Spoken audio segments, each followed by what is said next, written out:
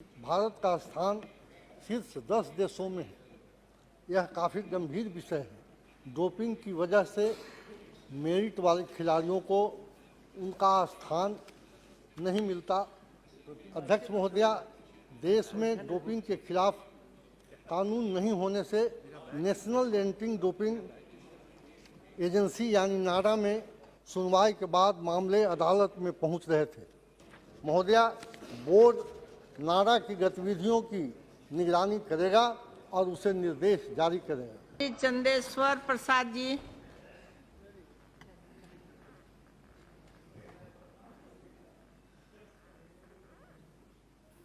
धन्यवाद अध्यक्षा महोदय।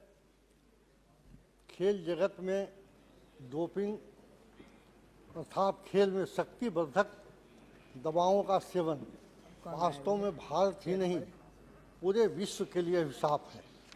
डोपिंग की वजह से मेरिट वाले खिलाड़ियों को उनका स्थान नहीं मिलता और वे बेईमानी के शिकार हो जाते थे। हमारा देश भारत खेलों में विश्व की महाशक्ति बनने की कोशिश कर रहा है, लेकिन डोपिंग के कारण यह संभव नहीं हो रहा है। अफसोस की बात है कि भारत पहले से ही दुनिया के शीर्ष 3 डोपिंग रोधी उल्लंघनकर्ताओं में से एक है। वर्ष 2013 के बाद डोपिंग से संबंधित 12 ADRB रिपोर्ट की सूची में भारत का स्थान शीर्ष 10 देशों में है। यह काफ़ी गंभीर विषय है और इसका हल नितांत आवश्यक था, जिसके लिए यह बिल लाया गया है। मैं धन्यवाद देता हूं मंत्री जी को। भारत 7 पदक में 1 स्वर्ण, 2 रजत, 4 कांस्य के साथ टोक्यो ओलंपिक में 48वें स्थान पर था, लेकिन विश्व डोपिंग सूची में तीसरे स्थान पर था, जो काफ़ी चिंता का विषय था।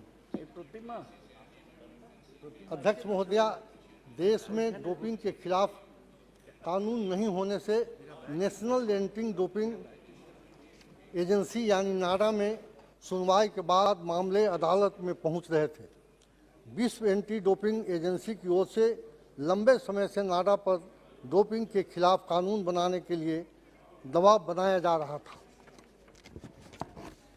महोदया, भारत ने 2020 में विश्व एंटी डोपिंग एजेंसी को विश्व स्तर पर खेलों को स्वच्छ बनाने के लिए $1 मिलियन का एकमुश्त समर्थन देने का वादा किया, जो चीन, सऊदी अरब और मिस्र सहित कई अन्य विदेशी सरकारों द्वारा किए गए योगदानों में सबसे अधिक था।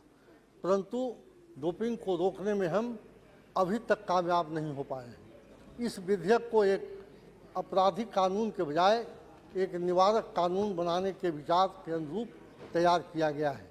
इस बिल में राष्ट्रीय नाडा को डोपिंग अपराधियों को पकड़ने के लिए छापामारी करने का अधिकार दिया गया है।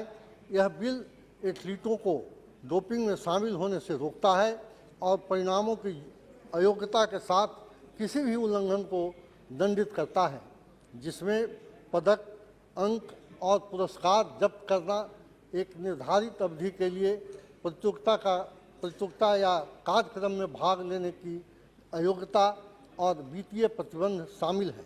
यह विधेयक केंद्र सरकार द्वारा नियुक्त किए जाने वाले महानिदेशक की अध्यक्षता में एक वैधानिक निकाय के रूप में नाडा के गठन का प्रावधान करता है।